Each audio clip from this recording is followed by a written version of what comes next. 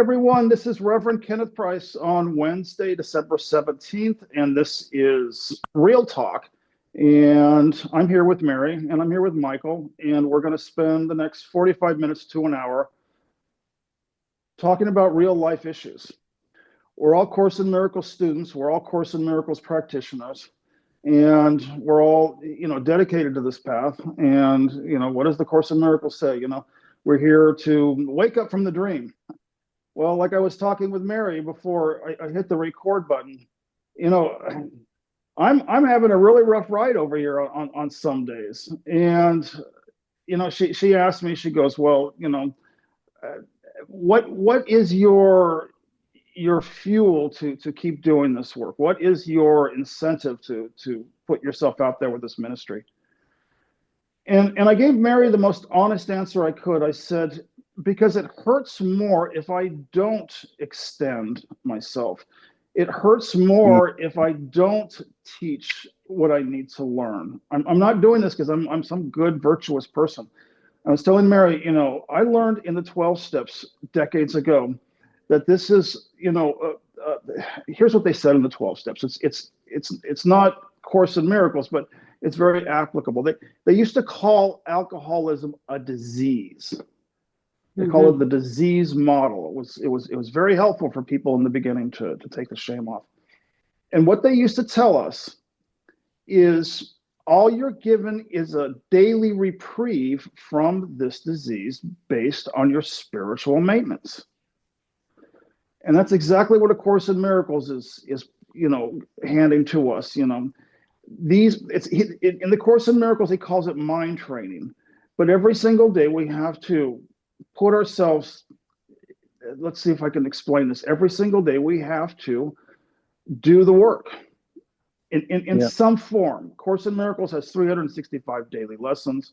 We've got other traditions. Some of them have, meditation. It's a highly individualized curriculum. But one of mine has always been service. I had a friend, a very close friend, who called it, she said, service is your yoga. And I like the way she explained that to me. So, all right, so I'm here with Michael. It looks like Michael's walking on a path. Mary's one of my regulars. So, Michael, let's start off with you. I'm going to have you introduce yourself. And because I call this Real Talk, it's not formal.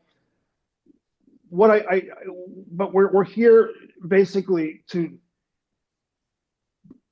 I don't know what we're here for. I wait and let each person, share with me what they're here for.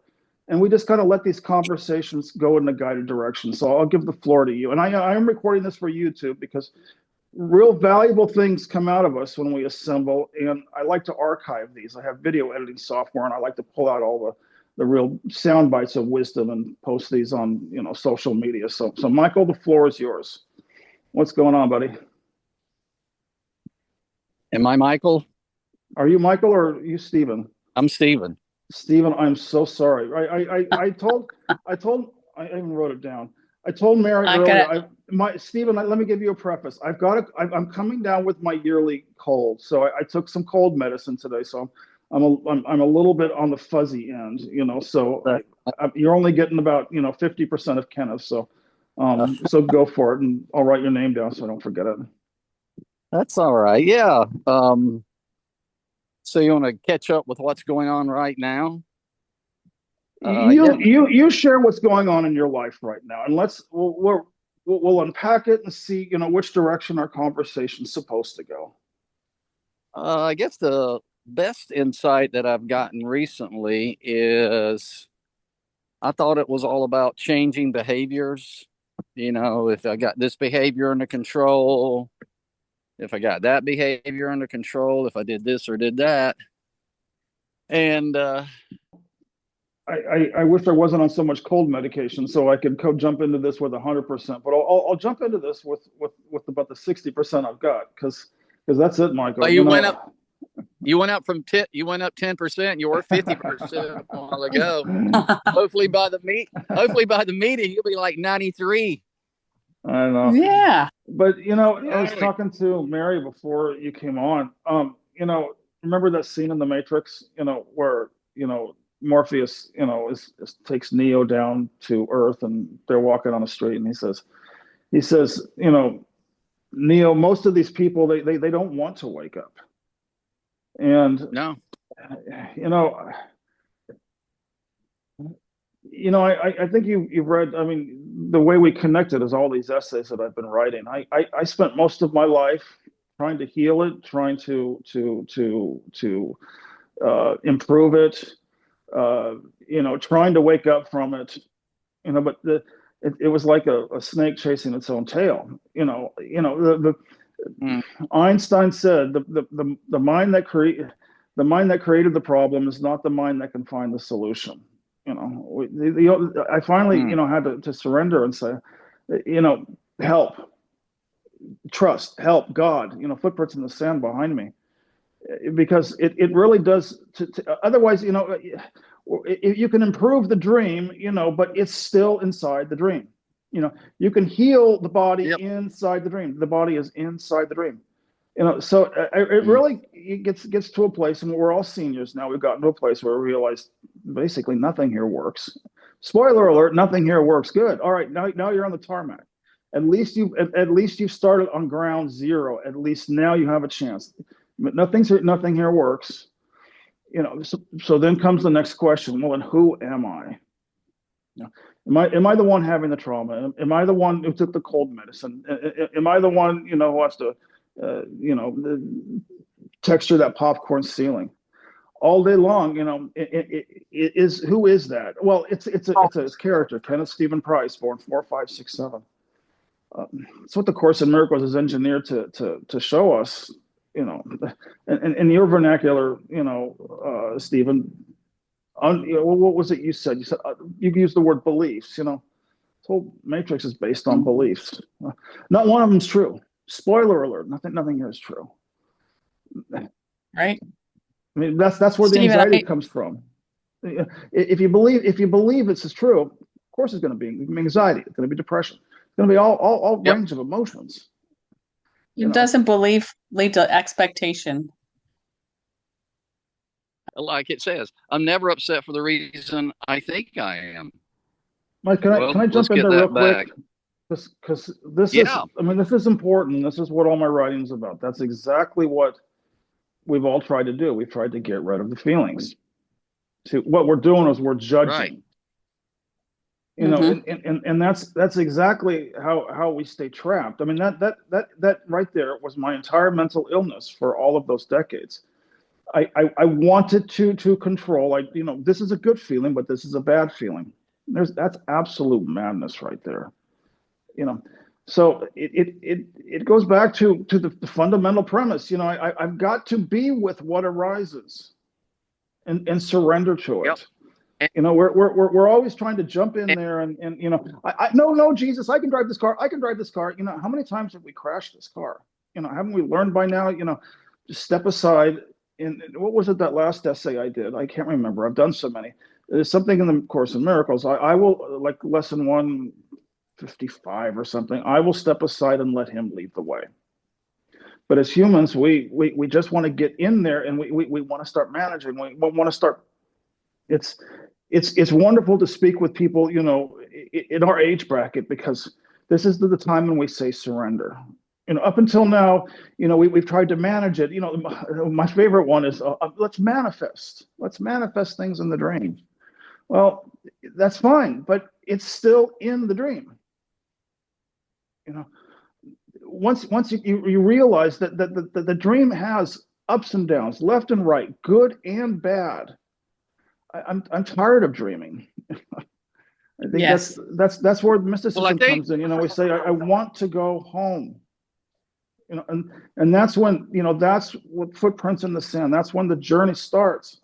Go ahead. I cut you off, Michael, but I just kind of want to roll there. I was preaching. Stephen, but that's okay. As I called you Michael again, Go ahead, Stephen. I'm sorry. When you get to a certain point, you realize the old tricks of the way that you used to cope. You become very attuned to when you are seeking outside of yourself. To experience God does not take a belief. In fact, it takes not having a belief beyond belief. Right. I had a teacher in Mexico. He used to spell belief Belief. Lie. Right. Yep. Mm. Yeah. Or something you said, I Stephen. I want to. Oh, go ahead, Mary. They were telling me in 12-step programs decades ago. Acceptance is the key to all of my problems. There was an actual prayer in the big book of Alcoholics Anonymous, which is where all 12-step meetings have that blue book as their foundation. Acceptance is the answer to all my problems. Now, it only took 40 years, 30, let's say 30 years for it to really sink in. I was gonna, I love doing these essays because I get inspired. Don't ask me where they come from. I could never make one happen, but I wake up at 3 a.m. and boom, there's a thought, and I just get out and start, putting everything, all these thoughts down, and one of them was, my mind just forgot that again. Darn, I don't know if this is the cold medication or I'm having memory Benadryl, issues right now. Dimetapp. What are you taking? That's NyQuil. I know. I don't You know. know.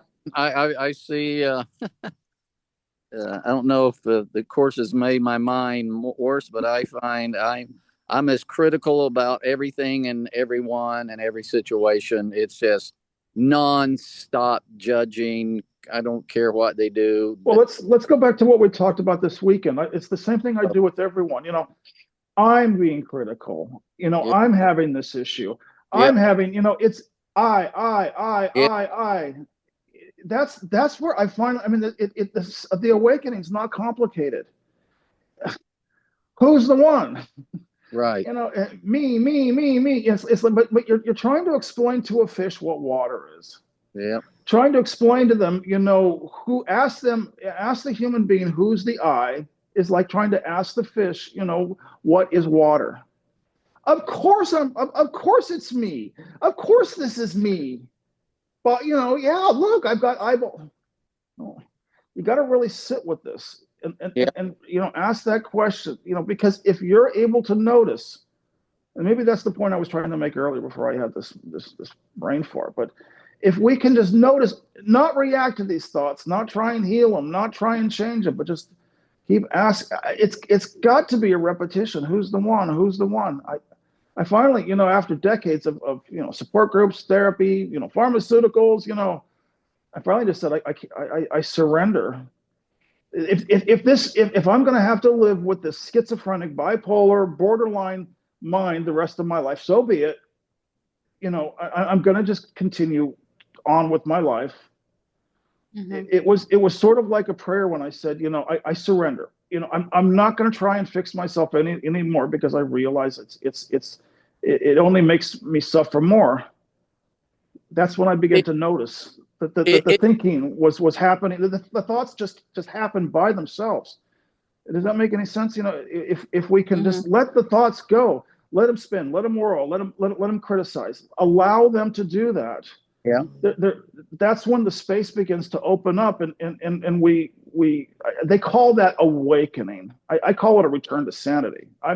Stephen, you were about ready to speak, Yeah. but I was getting those thoughts back that I couldn't remember earlier. Go back to your essay, What? Kenneth, about let it be. Oh, Um, maybe. Oh, that was the one that I did. I think it was yesterday morning.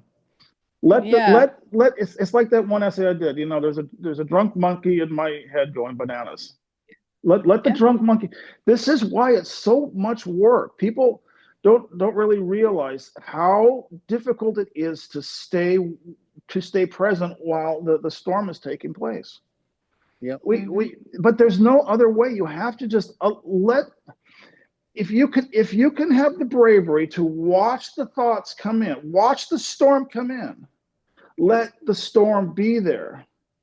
Yeah. Then the storm will pass.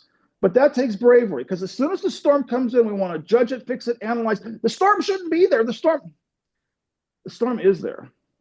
And and and But, and, and that takes courage to let it be. There's the answer to your question, Mary. Let it be there.